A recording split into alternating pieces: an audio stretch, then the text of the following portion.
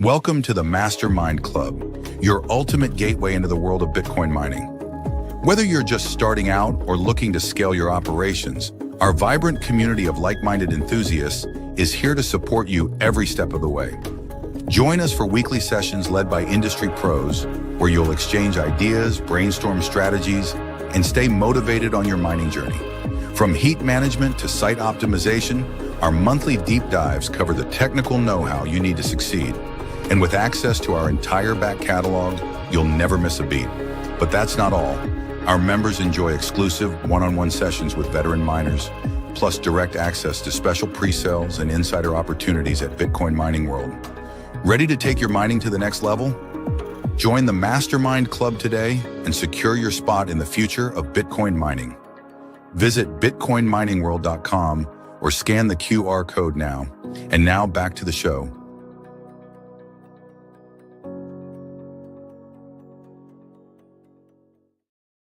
Good morning, everybody. Welcome to Friday's Mastermind Deep Dive session. Today, we're here with Kevin, and Kevin is going to be going over how to get funding and financing for your large scale or medium scale industrial Bitcoin mining operation. So we're excited about this. We're going to just rip right into it. Kevin, take it away. Perfect. I appreciate you, Trevor. What's going on, everybody? Like Trevor mentioned, my name is Kevin. I'm essentially a funding strategist, if you will. Been in the industry now for give or take about 4 years. And it's been a journey from helping entrepreneurs from startup stage all the way up until professional, established businesses. Essentially, that's pretty much my forte. So we're going to be covering a lot of information today. So Trevor, if you don't mind, let's go ahead and get to the first slide. And Absolutely. we can go ahead and get started. So like I said, I am a funding strategist, right? My company's programs include essentially whatever you would need across the board, from being a startup all the way to an established business of over 10 years, regardless of how much revenue you may be producing or how much revenue you are looking to produce, right? Some of our programs can include the SBA, which is essentially the Small Business Administration, our government's prime resource for funding newer businesses, established businesses, revenue businesses. We also include MCAs, which is merchant cash advances. So let's say, for example, if you had a business and maybe you didn't have the most stellar credit in the world, however, your business is producing revenue, then that would be an option that would be of service to you in that particular situation. The rest of our resources do also include invoice factoring, construction lending, private money, credit stacking, which is actually going to be the focus of what I dive into today, and then private equity coming soon next month. Personally have funded over 7 million to small businesses in 2024. Looking to bring that number up to 10 million by the end of 2024. So I got a bit of a challenge in front of me, but I think we can accomplish it. And I am also a private lending consultant, right? So whether you have an active business or not, I normally like to offer my services up to people, step in kind of like a third-party consultant, and basically make sure that I can navigate the minefield with you of acquiring capital for whatever needs or resources you might have for that particular industry. If we could hit the next slide, that'd be great. Perfect. So just to dive a little bit deeper on the topic of funding, what it inquires and the range that it covers, essentially what we're doing here is consulting on capital acquisitions. There's countless reasons why you as a business owner or entrepreneur or investor has that need for capital, right? And servicing that correctly means everything. The reason why is because there are too many options in today's world. And there are too many times that I've seen an entrepreneur fall into the wrong program that doesn't necessarily provide them with enough leverage for their specific situation, right? Let's say, for example, if you were in the construction industry, right? Your need for capital is going to be completely different from somebody who is in the technology industry, right? We're dealing with two completely different products and services. And at the end of the day, my biggest thing when it comes to making sure that my clients and everybody can acquire capital is being able to buy enough time, right? So I'll be diving a little bit deeper into that, right? The ability to service upper echelon clientele is also something that attracted me into this industry. and something that provided more of a need for me to make sure that the consulting was on point, right? At the end of the day, guys, we treat our businesses and we treat our projects just, I would say, with just as much love as we do our own children, right? The main reason for that is because we built this, right? This is something that we have brought together for legacy reasons. This is something that we have brought together in order to feed ourselves and our family. Not only that, but especially being something that we have constructed in order for us to buy back our time, right? Everybody's time costs something, right? Regardless of what you do right now, your time is worth something. Being able to raise the value of how much a minute is worth or how much an hour is worth in the long run is how you can get to a point where you retire at, 50, 40, or even some people that are extremely rare retire at 30 years old because they understand the concept of what time is worth and how they can build it up to where they can buy it back, right? Brokering deals with multiple parties. I consider myself a little bit more of a networker in today's time because I work with so many different people in so many different industries, right? And on the subject of acquiring capital for that, it's no doubt that new resources, new connections, and new introductions are always a result of who I'm working with, which communities I decide to work with, like the Bitcoin community as well, as well as making sure that my reputation is always solidified, right? And then we also have higher level business networking, right? Now, when it comes to networking, I truly believe that you can use that to get into doors that degrees might not be able to get you into, right? I'm sure we've all heard at one point or another, you're only one connection away from, buying a year's worth of time or changing your life in less than a year. And I truly believe that that is the case because there are too many people out here that have information that maybe we do not yet have access to, right? And it's not necessarily to be looked as from a gatekeeping perspective. However, it benefits you to be able to shake hands. It benefits you to be able to get yourself into rooms that you don't normally find yourself in so that you can then acquire information that otherwise you would not have access to. If we can hit the next slide, that'd be great. Perfect. So I mentioned earlier that we would be diving a little bit deeper into what's known as credit stacking, right? So before I get into our general pre-qualifications here, credit stacking can essentially be looked at as traditional banks, regional banks, and or credit unions basically lending you their main tier products, which are going to be business credit cards, business lines of credit, and term loans, right? Anything above or anything in between that range right there is what most people would have available to you. And when I'm talking about banks, I am talking about some that you may already know, like Chase, Wells Fargo, Bank of America, PNC, Truist Bank. Even the banks that aren't nationally available in every state, some of them are reasonable, some of them are local credit unions, right?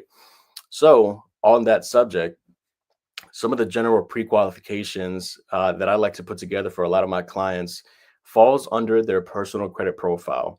And the reason for that is because when a bank is considering giving you lending, most of the time, what they're going to do is they're going to take a look at the owner's personal borrowing history. And a lot of times they base their decisions off of how well that owner has been able to construct the profile they already have and how much leverage they've been able to build just under their own name, right? So some of the things that they are looking at are, how well have you been able to keep up with your mortgage? Have you ever had any late payments on any revolving lines like a HELOC or a credit card? Have you been able to take care of, things along the lines of student loans or auto loans, right? So basically, whatever the best picture we can build when it comes to our personal credit profile, in the long run, it doesn't just benefit ourselves when we want to buy a car or when we want to get into our next mortgage, but it also benefits us in being able to give us leverage on a startup or even something along the lines of an established business, right? Now, why is that? We live in a credit-based world, right? We live in a world, especially here in the United States, where you have the ability to build up a profile that can speak for you. And believe it or not, you can actually separate that profile from the money that you make. And what do I mean by that exactly, right? Let's say, for example, I'm looking to apply for a business credit card, right? Let's say I decided to go for the Business Inc. Cash from Chase. It's a credit card that offers a 0% introductory period for 12 months, right? So for those 12 months, I'm not going to be paying any monthly interest or any monthly APR, which is a blessing in and of itself. And I'll cover a little bit more of that as we go through the presentation. But an application like that, for example, they require projected and stated income. Now, what exactly does that mean? Let's say, for example, I started a brand new business, right? My LLC is less than 30 days old, and I decided I wanted to apply for a business credit card. Is it possible to get an approval? Yes, it is. And let me tell you why. When you're going off of stated and projected income, what that technically means is the bank is not going to ask you for tax returns, and they're also not going to ask you for bank statements in order to support how much income you're making or how much revenue your business is projected to make. Why is that? Well, they can see bright as day, your business is only 30 days old. So what's the point in them asking you for your business tax returns for the last 2 years? It wouldn't make a lot of sense. But banks are in the business to make money off of lending money, right? They are also in the business of minimizing as many liabilities as possible. So within those two thin lines comes being able to get an approval for a brand new business, right? What did they do in order to factor in how they wanted to approve you? Well, they looked at two things in particular, right? The first one is going to be your personal credit profile, which we're about to dive into now. And the second one is going to be a properly constructed business entity, right? Making sure that your LLC is compliant, making sure that your corporation has the necessary credentials that it needs to in order to be presented to the banking underwriters, so on and so forth. So if we take a look at these general pre-qualifications, the first and most important thing that we're going to be looking at here is basically going to be a clean profile, right? Everybody's definition of what a clean profile is can be a little bit different. And I feel like for the most part, that's also because many people are using things like Credit Karma or things like your banking app to calculate what your FICO scores actually are, right? So no negative or derogatory items. That can include collections, any third-party charge-offs that you may have had from a creditor, looking to settle a debt with you. That can include late payments. Anytime that you've been more than 30 days late on an open line is thus classified as a late payment, and it'll show up on your account history on your credit profile as a 30-day late. Repossessions, right? We all know what a repossession is. Had an auto loan, didn't pay it off. They decided to come collect. Bankruptcies as well, right? So basically anything that can hinder the overall health of your credit profile is what we're going to want to have either repaired or removed, which thus is possible as well. We then have minimal recent hard inquiries. Anytime that you send in an application, anytime you send in an inquiry for new credit, whether it's a form of an auto loan, whether it's in the form of applying with the bank for a personal loan or a credit card, even when you're going for business funding, what the bank is going to do is they're going to check your credit profile. Oftentimes, I would say 9 out of 10, they're going to leave a hard inquiry. And that basically means that, for example, on May 5th, 2021, Chase Bank checked my credit profile. Or on October 3rd, 2023, PNC Bank checked my credit profile. They never leave what reasons they checked it for. They just know that they received an application and thus a credit check was performed. These do not necessarily hurt you as much as people may think, contrary to popular belief. However, when we have lenders assessing our profiles and when we have banks trying to figure out whether we are lendable or not, it does make the most sense to have as minimal recent hard inquiries as possible. More specifically, less than 3 within the last 6 months. The main reason for that is the more you tend to stack up on your credit profile and the more they see, it makes you look as if you've been actively seeking credit, and it's just generally not a good first impression that we want to give. Think about who you would actually let borrow your money, right? You're going to try to get as much background information as possible on the person who's asking you for money, even if it's something as little as $10. Chances are you would probably rather lend $10 to a colleague from high school than you would, a homeless person outside of 7-Eleven. The reason why is because you know somebody better than you know the next person, right? You have some form of background context as far as who you would actually trust to lend that money to, expecting to get a return, regardless of whether you want interest on it or not. We then have the structure build out, or an optimized structure build out, which I like to call it, which is essentially at least 5 primaries minimum, not including any authorized users or trade lines. And I want to dive a little bit deeper into this third one specifically because I have seen confusion in the community and I've seen questions come about when it comes to what that profile build out should be, right? So there are a few different types of accounts that you can have on your credit profile. A primary is essentially something that you applied for in your name and you have 100% control of, right? That could be a credit card that you have under your name. That could be the auto loan that the dealership extended over to you. That could be the loan company that actually populated that mortgage loan for you, or it could be the original lender that actually gave you the student loan from going to college, right? The point is, it's something that you control and you directly own 100% of that contract, right? Your secondaries can include trade lines, authorized users, and or credit building accounts, right? So let's say, for example, I have a credit card and I decided to bring on Trevor on my credit card as an authorized user. Now, all the credit card history that I've built up over the last 6 years is now going to populate on Trevor's credit profile, right? Now, Trevor's going to be able to benefit off of the positive history that I've built up over the last 6 years, which for me is a primary. I own it, I control it. In his case, however, it is not a primary. It is more of a secondary account to him because I own the credit card and he has access to use that credit line, which is originally under my name, right? So when we're talking about primaries, having at least 5 of those gives just about most banks and lenders a general idea as far as how you plan on taking care of whatever credit they extend to you, or how well you've been able to construct a profile based off of what other banks have already given you up to this point, right?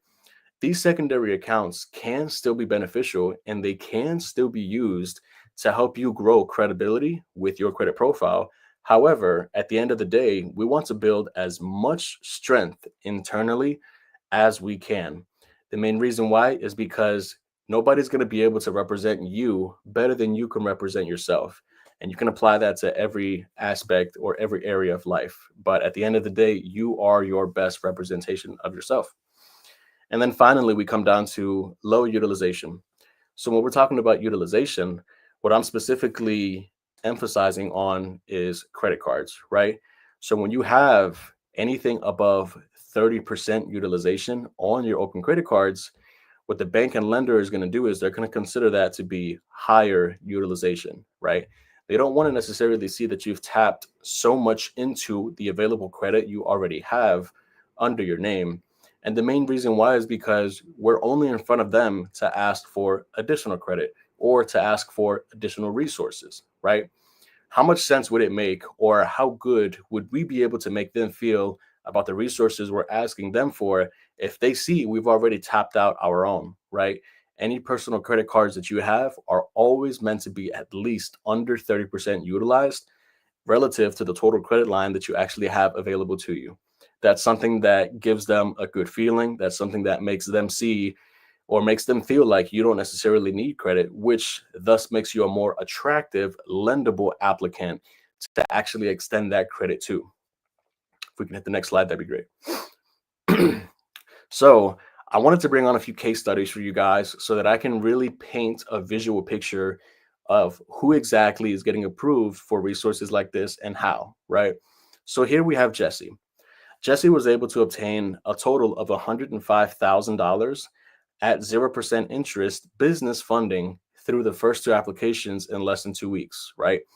Here we can see some of the approvals that we were able to get him, which on the left side, we have the Wells Fargo Signify Business Cash Card.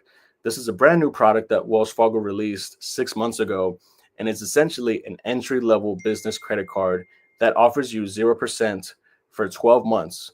So what that means is any purchases or any balances that you carry for that first 12 months, you're not paying any monthly interest or APR on, right? That's something that you can use to buy yourself time, especially as a brand new business owner, right? We can see here that he was approved for a $30,000 available credit line. And on the right, we have the Business Inc. Unlimited from Chase, which is another one of those business entry level credit cards available to you from most public banks. Here we have a $75,000 line, which again is at 0% interest for at least a year, right? And then here we can also see some of what his credit profile entailed. Scores are well above the 700s. Total accounts, give or take, somewhere between 11 and 13 across the board. He has at least 5 primaries open on each credit profile: TransUnion, Experian, and Equifax. And then we can see down at the very bottom, very minimal recent hard inquiries, virtually none on TransUnion, which is something that was very attractive to the banks that we applied for. Now, we were able to get him more funding than this. This was basically just the first round of funding that we constructed for him, given the timeline that this particular person had, right? So here we can kind of see how things become a little bit more realistic and a little bit more relatable as far as being able to gauge how exactly we can get ourselves put in that position and then how relatable we can make that become for us as well. If we could hit the next slide, that'd be great. Perfect. So here we have Amira. Amira was a bit of a different case, and I'm excited to really explain this one to you guys. But basically, she was able to obtain a total of $135,000 between personal and business funding in about a 4-week time span. Amira was looking for liquidatable funds, right? So a credit card gives you access to swipe as much as this credit limit. However, when we're talking about liquidatable resources like loans, those are deposited directly via ACH or wire into some type of checking account, whether it's your personal or business. From there, you can actually withdraw that from the bank, and now you have cash. That's something that's very, very famous amongst, for example, a lot of the real estate professionals that I work with. Main reason why is because you can't necessarily buy a property with, a credit card. It's not really something that you can swipe a card on. You need to be able to write a check, or you need to be able to have liquidatable funds, right? Something that you can use along the lines of cash. So that's what these loans provide. We have a business loan here for $50,000, which is actually in the form of an auto loan. And then we have, give or take, about $85,000 on the personal side across 2 different loans, right? One of them was from SoFi, and the second one down at the bottom was from Lightstream. Other personal loan providers that can lend to you for a variety of reasons, including debt consolidation, business loan opportunities, auto loans, personal loans, basically just about any reason you could need it for, they do service and they do provide. As a strategist, I like to paint a picture for my clients that we both know how much capital you need, and we also both know the timeline in which you're looking to accomplish acquiring this much capital. What's left in between those 2 things is how are we going to get it and who are we going to go to? Just because there's hundreds of thousands of lenders and capital providers all across the country. So basically, my job for a lot of people is being able to pinpoint what exactly is going to be the best resource for you, given what you're trying to do, and then how fast can I shorten the time gap of us needing that capital to us actually acquiring it. Here we can see with her profile, same thing, scores were give or take well above the 700s. We have a good number of primaries. We have a low number of recent hard inquiries. Essentially, we also do have, if you notice here, 1 or 2 derogatories or collections, right?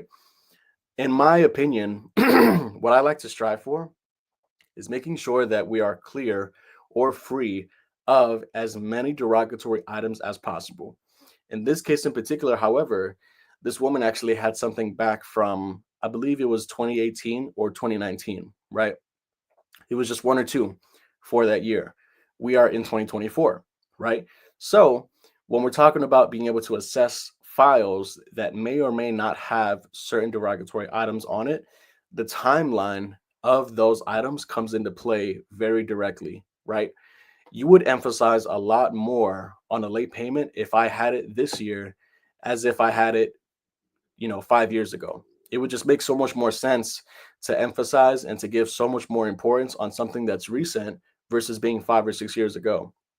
And we can see in this case that was actually what happened, right? These lenders, they took a look at it.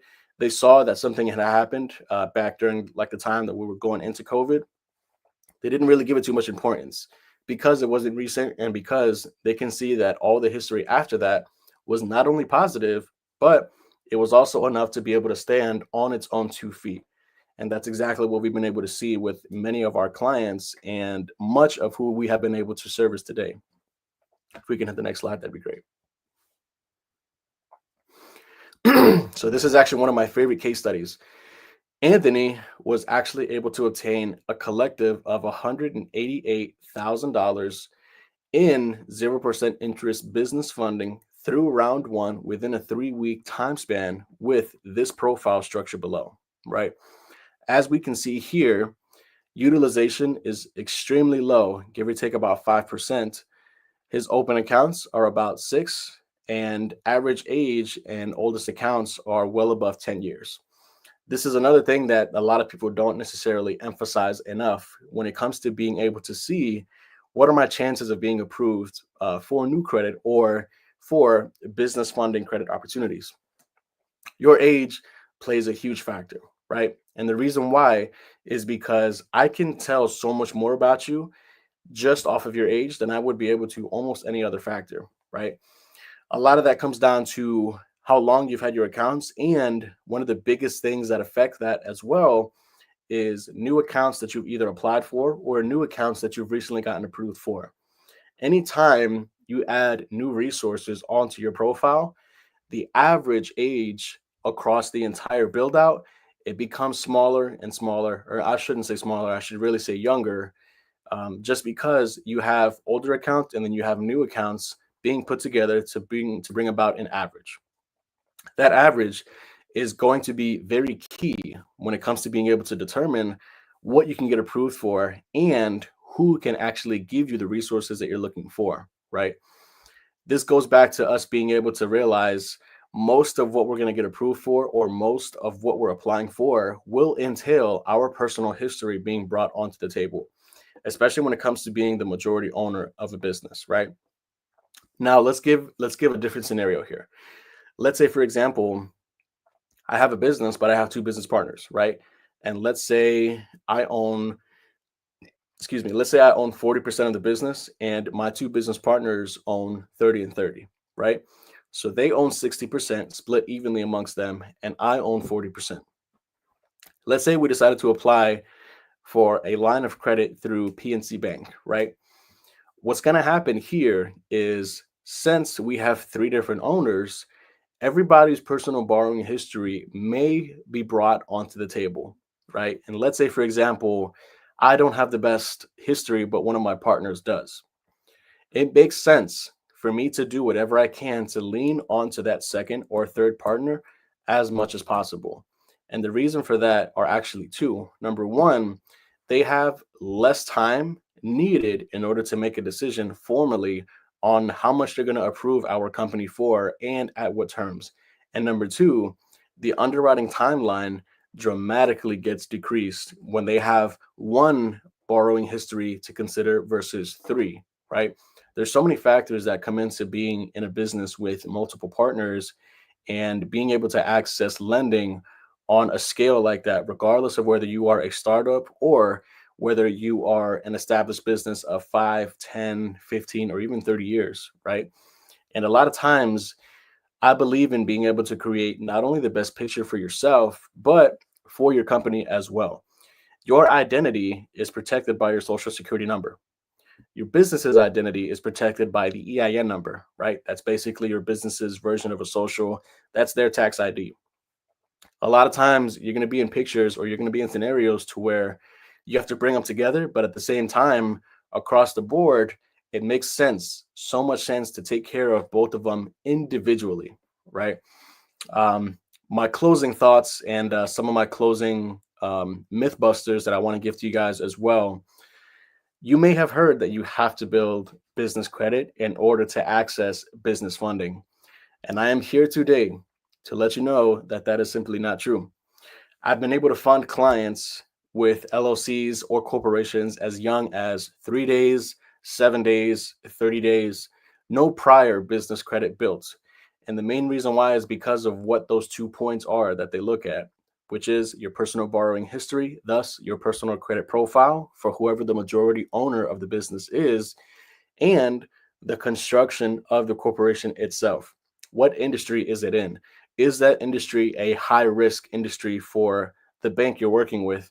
Do they have sensitivity against the volatility of that industry, right? How much history have they been able to acquire based on what that industry does or is known for doing? And is that bank friendly towards it, right? There's banks, for example, like First Citizens Bank, that are super friendly towards the cannabis industry. And there's banks like PNC Bank, for example, that want nothing to do with the cannabis industry, right? Some people think it's impossible to get funding for certain things, but at the end of the day, what we need to know is, who are we working with? How solid of a chance do we have of having them actually hand us an approval? And number three, how friendly can we get them to be with not only our industry, but our timelines, right? Your need for capital in the next 2 weeks is going to be different from another business's owner's need for capital in the next 2 months or even 2 years, right? And it's simply because we are all working on different projects. We are all working under different timelines, and everybody has their own specific goals when it comes to being able to accomplish what you're looking for in your business. So I wanted to go ahead and kind of leave you guys with that. I'm sure we might have a few questions. So from here, I will pass it back to Trevor. Awesome. Trevor. Yeah, dude, I just want to say thank you. That was very insightful. I know we had a little bit of a conversation before we dove into this deep dive, but it really helps me and hopefully the listeners and the audience understand exactly like what is needed and, the steps we need to take in order to acquire the capital needed to build out our businesses. And we're talking specifically about Bitcoin mining businesses. We all know that capital is very important to making that happen. So I just want to say that we appreciate you and your time today. Looks like we have some questions coming in. I'm going to just click on those real quick. Let's see here. So I'm going to show this one. Dennis asked, this all sounds too good to be true. Can you share your fees and how you're compensated for your help? Yeah, absolutely.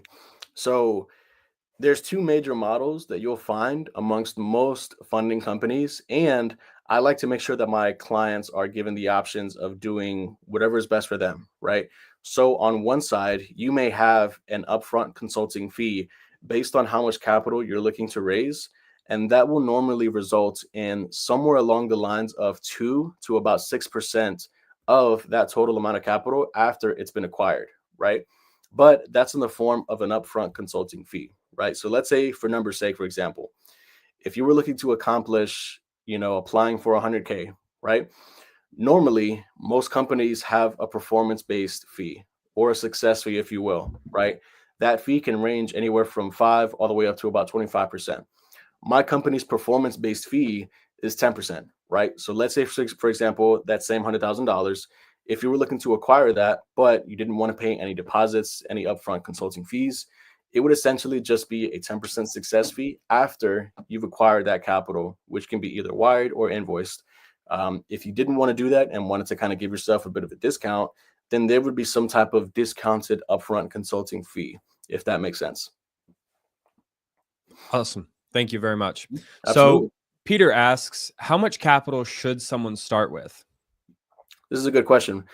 So I'm going to give you the most generic answer that I can give you because I've worked with so many different business owners in so many different industries. I've noticed a lot that we like to plan a lot of stuff out as a business owner, right? I want to know what my upfront costs are going to be to open up this location. I want to know how much my inventory is going to cost for the next 3 months, or at least until I generate a profit.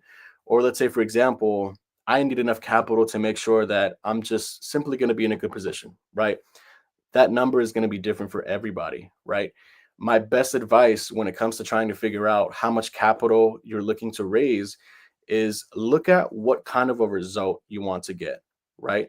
Once you take a good picture and you really hone in on what you want your results to be, it's going to make how much capital you're going to need in order to get there a lot easier. However, a general rule of thumb is if you needed, 25 or 50 or even $100,000, I would probably take somewhere between a 10 to 15% calculation in addition to how much capital you need. Just because we never know what kind of surprises we might get along the way, what kind of new events might come about that may or may not hold us back or may provide the need for additional capital. So if I originally needed $100,000, I would probably construct a plan for my client to be able to get somewhere along the lines of 110 or $115,000. Something that you can use to kind of give yourself a bit of a buffer, and also kind of some backup in case you actually did need to deploy that. Perfect. Thank you. I'm going to go to Peter's other question because I think it ties in well. So Peter's asking, are you saying I can get a business loan and just smash it into Bitcoin for gains? Technically, you could. Yeah. Something that I did back in the day is I actually had some experience in the Forex industry, the foreign exchange markets industry. I'm not sure if people are familiar with that. But I was able to take some financing and I was then able to flip that in the market using a bot trader, which I no longer have active, just to keep it clear. But essentially, this capital you can use for whatever you need it to, right? Now, the picture that you paint to the bank is one thing. I do want to make sure that that's clear. We do still want to construct something that they're going to approve, which is essentially something that's going to be compliant, something that they're going to have already worked with in the past, and something that gives them ease of mind, right? And knowing, hey, even though I'm borrowing this capital, regardless of how much it's going to be, I do plan on paying this back within the terms outlined when I originally got the approval, right? That's something that's extremely important. And when it comes to deploying that capital, regardless of whether you deploy a portion of it or whether you deploy the entire amount, you should still always have a plan and still always have some type of structure as far as being able to tell, hey, this is what I plan on doing with this, or this is what I would like my timeline to look like. I stress that very, very intensely with a lot of my clients because I have had clients that have dumped some of these loans and profits into, cryptocurrencies, Bitcoin. Honestly, not everybody is successful, right? But we all know that. But the point is to make sure that we know what our plan is and how we actually plan on accomplishing that, if you will. But yes, Yeah, it is possible to answer your question. that makes a lot of sense. I feel like people need to be very careful with their strategy and Mhm, make sure that it falls in line with their plan. So thank you for that. mhm. The next question we have here is from Jack. So what about non-credit card financing, raising equity or non-traditional non-credit card debt? Yeah, so that's definitely something that's possible.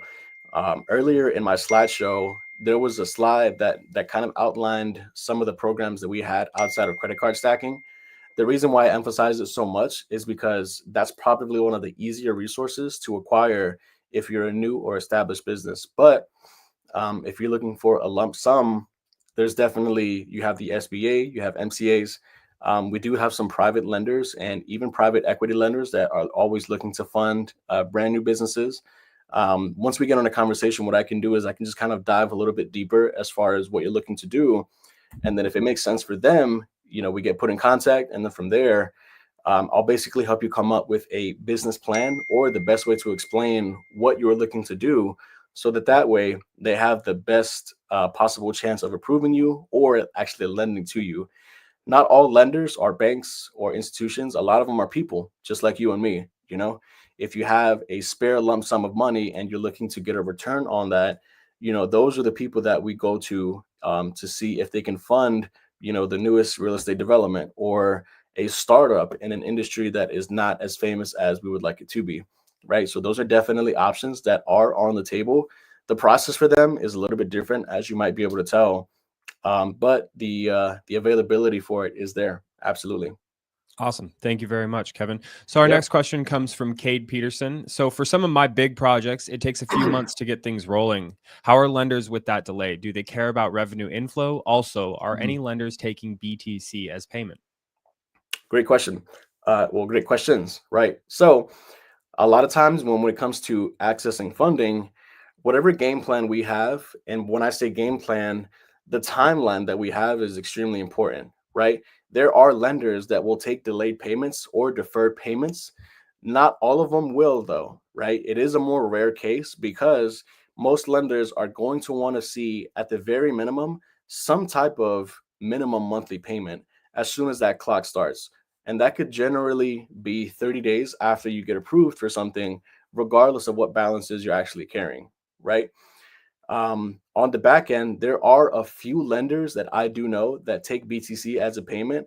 However, across the board, they do prefer it to be some type of either liquid or some type of cash transaction, right? Something that can be checked along the lines of either a credit card or even a personal checking account, right? Using a debit or an ACH or wire payment.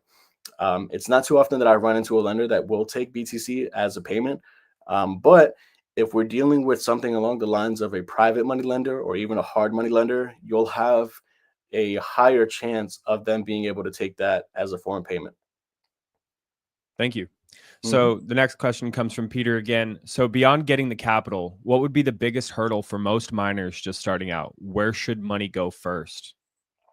That's a good question, man. I'll be honest with you. I'm not too provident in the world of Bitcoin mining enough to answer that specific question. My expertise is more so on being able to raise capital and making sure that business owners deploy it into the right places. But the best answer that I can give is making sure you understand the process of Bitcoin mining, making sure that you understand everything that can go right and everything that can go wrong, so that in the back of your head, you start to make preparations and you start to create what I like to call bullet points across the board, and being able to make sure, hey, if I run into this specific scenario, regardless of whether it's good or bad, here's how I'm going to pivot, right? Being a business owner is all about knowing how to pivot and how best to make decisions that you have to make under pressure and under stress. I can apply that to Bitcoin mining. I can apply that to foreign exchange markets. I can apply that to selling insurance, which I used to do. And even in today's world where my expertise is based upon credit and funding, I apply that there as well, right? Just making sure that you can just kind of build skin that's thick enough to be able to pivot if you needed to would honestly be my best answer towards that. Awesome. Yeah, that's a great answer. Mhm, So this next question is more of a statement, less of a question. But Joe mhm, over on Twitter was talking about the importance of explaining the nature of the business so that lenders feel comfortable. So, for mhm, example, explaining a Bitcoin mine as a data center or a storage unit for hardware. This is something that comes up a lot in Bitcoin mining. We talk about, mhm, when you're trying to build this relationship with big banks, a lot of the big banks don't feel as comfortable around crypto as you mhm. feel. So Yeah, explaining the business in a different way and kind of touching point the touch points on it are different in with different verbiage, I guess I mhm, is what I'm trying to yeah, say. yeah, absolutely, 1000%. So when it comes to being able to explain the nature of your business, you for sure are going to want to stay within a specific set of guidelines that have already been proven to work, right? There's so many things that we can say, even if we were decided to pinpoint exactly what we did or in what industry we're in. For me, for example, the banks feel, I would say, the same about Bitcoin as they do about funding, right? It's hard for me to explain to a banker that I know their guidelines better than they do, right? Because they're the ones that have been working for that bank for 2, 3 years, right? So what do I do? My business is labeled as a consulting industry. That's basically what I do for most of my clients, right? And consulting can be specific towards an industry, but it could also be very generic, and it could be something that relates to multiple industries across the board. So when I sit down with the banker, what I explain to them is essentially, hey, I'm a business consultant. I basically help small businesses get off the ground by acquiring resources, acquiring capital, acquiring resources, right? That they need in order to grow, or that they need in order to buy back some of their time. My way of explaining that to the bank is somewhat generic, but it's also something that does technically fall under the guidelines of what I actually do, right?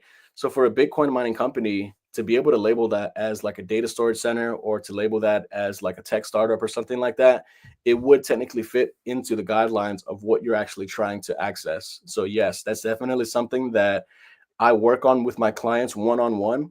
The verbiage that you give to the bank is extremely, extremely important. Not only that, but if we have, a certain list of products that we're looking to get approved for, and let's say those products fall under, Chase Bank and Bank of America, I don't send you into a branch to get that done. I have bankers on my team that work for Chase or that work for Bank of America, and they've been working with my clients already. So they already have their setup that they know. And then my job on the front end is being able to prepare you as much as possible for that conversation, which includes what to say, what not to say, details that you do want to include, and then details that you do not want to include in order to make sure that you actually get the approval that you're looking for. No, that's a perfect way to describe that. I've heard that a lot. All right. So the next question comes from Dennis again. So what banks, to your experience, are most loyal to crypto? So there's a few fintech startup banks, to be honest with you, that are more loyal to crypto. One of them can be Marcus by Goldman Sachs, right? Another one I've actually known to be SoFi, right? So these people are essentially, they know that most banks and most lenders don't like to fund certain industries the same way somebody would, for example, the cannabis industry, right? First Citizens loves the cannabis industry, PNC does not, right? So far, those are two that I have been able to see and work with that do like to work with the crypto industry.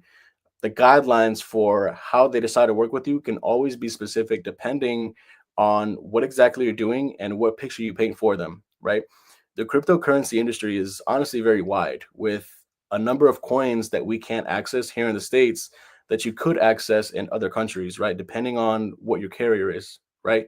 So when you consider that, they're going to want to know what exactly are you working with? What coins are you working with? Are they US based? Are they available across the world? Things like that are some questions that could pop up in that conversation with those lenders. So that's definitely something that I can have some guidance on. For sure. So one of the last questions that we have, and we have time for more questions, guys. If you have a question, please post it in the chat and I'll make sure it happens. But so Dan asks, in the scenarios you ran with the Wells Fargo and Chase credit cards or any like it, is there a benefit or advantage to submitting these all at the same time or opening up over a few weeks or months? That's a good question. So on your credit profile, you have three different data resources, right? You're going to have Experian, TransUnion, and Equifax. For the most part, these three resources should have the same data, and the data they have should agree with each other down to the T, meaning the same account opening date, the same ending balances, the same exact account numbers, right? That same credit card that you have or that same mortgage that you have is supposed to look the same on all three profiles. Oftentimes it does not. But the reason why I bring that up is because each bank is going to pull from one of those data resources.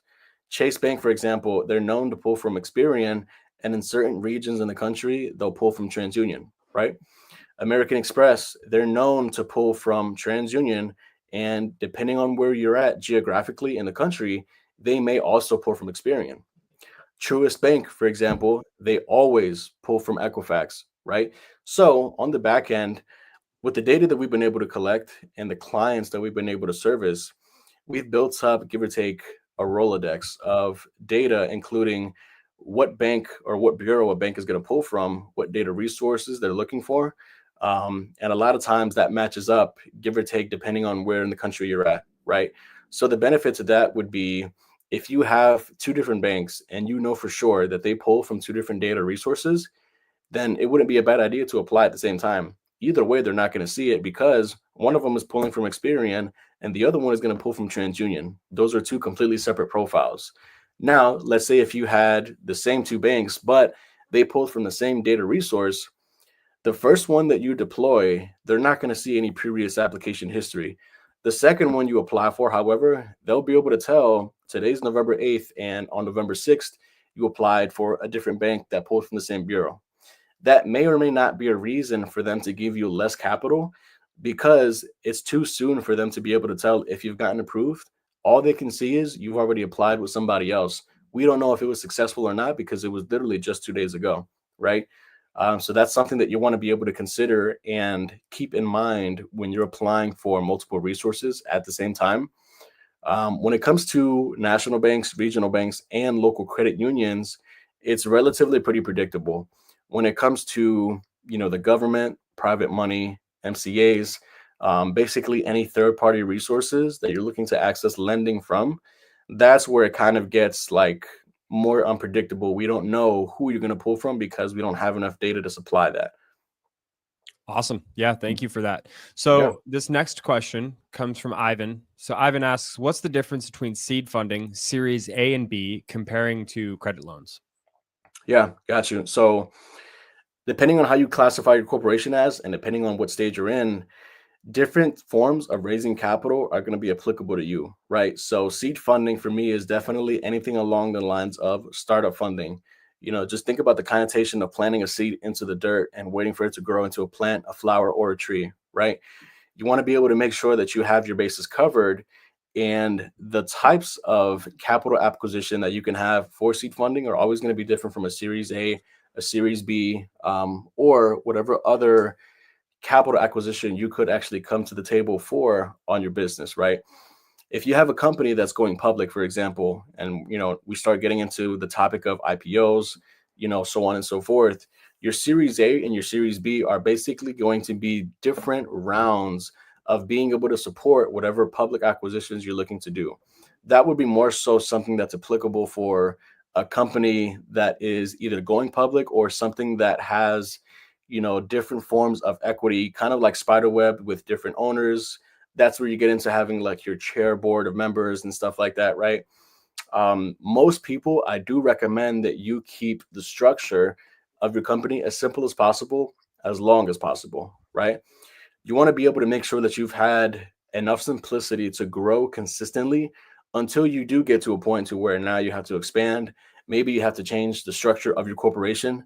And I do have a few advisors on my team that are super, super well experienced in that as well. Awesome. Thank you. Mhm. So guys, I've got one more question from Peter, and this is not really pertinent to the conversation, but is Bitcoin going to hit 100K by the end of 2024? Kevin, what do you think? I think that we have a good shot at it, to be honest with you, man. As we all know, we just recently hit an all-time high, right? So that's Yes. some very good news. We're And I think I have to say it too, man. Politics does have a lot to do with it. Yeah, Absolutely does, absolutely. right? We're seeing a big, huge shift in the political winds. I feel Mhm. like a lot of people are feeling it as much as I'm feeling it. We're Yep. feeling very positive, Oh yeah. and I think that's going to tie into the Bitcoin price. I don't know if I want to call 100K by the end of the year, but we've been seeing new all-time highs almost every single day since Trump was Yeah. elected. Yeah. So, we might bounce up to 90. We might even hit 100K. I'm not going to call it, but I'm definitely bullish. I hope we do. I I'll hope give so it that. too. I hope we I do. hope so too. All right. Well, hey, Kevin, I appreciate your time today. Everybody here Yeah. at Bitcoin Mining World and the Mastermind appreciates you for jumping on and explaining this to us. Where Yeah. can people find you if they want to get a hold of you and kind of get more information about getting funding for their business and their mining operation? Yeah, for sure. So the best way to get to speak to me directly is if you go to fundmesoon.com. That'll basically take you to my personal calendar. Feel free to book a 30 or 45-minute call with me. Be more than happy to give you details. I am also on Instagram at Organic Papito, right? I am also on Facebook. First name is Kevin, Kevin. Last name is Araujo, Araujo. Feel free to send me a message there as well. Or you can also go to fund.formidablecapital.io. That's my company website. We'll be able to kind of explain, the bulk of the resources that we have. At the end of the day, man, I'm looking forward to speaking to everybody. I'm sure the community would appreciate if I were to hop back on maybe next month, or even if we decided to make this a regular thing. Definitely would love to. For sure. Well, we appreciate your time today, man, and we'll talk about it after the chat. So, everybody, absolutely. this was our November 8th. Today's the 8th Mastermind deep dive. We will have a deep dive on the 15th. So next weekend or next Friday, we have another one happening just because the holidays are coming up after that. So we're just going to do them back to back this time. But I appreciate everybody for jumping in on the call and watching it. We will see you guys next time. Thank you again, Kevin. Always, Trevor. It's a pleasure to meet everybody. Thank you for joining us in the MasterMIND Club, your ultimate gateway into the world of Bitcoin mining. Whether you're just starting out or looking to scale your operations, our vibrant community of like-minded enthusiasts is here to support you every step of the way. Join us next week where you'll exchange ideas, brainstorm strategies, and stay motivated on your mining journey. Thank you for joining us and tune in next week.